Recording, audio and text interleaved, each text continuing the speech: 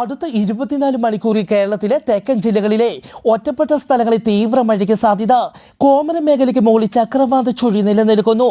കേരളത്തിൽ ഒറ്റപ്പെട്ട ശക്തമായ മഴ വരുന്ന 4 ദിവസം കൂടി തുടരുമെന്ന് കാലാവസ്ഥാ കേന്ദ്രം അറിയിച്ചു. അടുത്ത 24 മണിക്കൂറിൽ കേരള തീരത്തും ലക്ഷദ്വീപ് ഭാഗത്തും മണിക്കൂറിൽ 55 കിലോമീറ്റർ വരെ വേഗതയിൽ കാറ്റിന് സാധ്യത. മത്സ്യത്തൊഴിലാളികൾ കടലിൽ പോകരുതെന്ന് കാലാവസ്ഥാ നിരീക്ഷണ കേന്ദ്രം മുന്നറിയിപ്പ് നൽകി. കനത്ത മഴയെ തുടർന്ന് തെക്കൻ തമിഴ്നാട്ടിൽ പ്രളയം. ഞായറാഴ്ച പുലർച്ചെ തുടങ്ങിയ മഴ പലയിടങ്ങളിലും ഇപ്പോഴും തുടരുകയാണ്. നാഗർകോവിലിൽ 200 വീടുകളിൽ വെള്ളം കയറി. 30-ലധികം ട്രെയിൻ സർവീസുകളും റദ്ദാക്കി. 9 ജില്ലകളിലെ വിദ്യാഭ്യാസ സ്ഥാപനങ്ങൾക്കും അവധി പ്രഖ്യാപിച്ചു. തെക്കൻ തമിഴ്നാട്ടിൽ ഏതാനും ദിവസം കൂടി മഴ തുടരുമെന്നും കാലാവസ്ഥാ കേന്ദ്രം അറിയിച്ചു.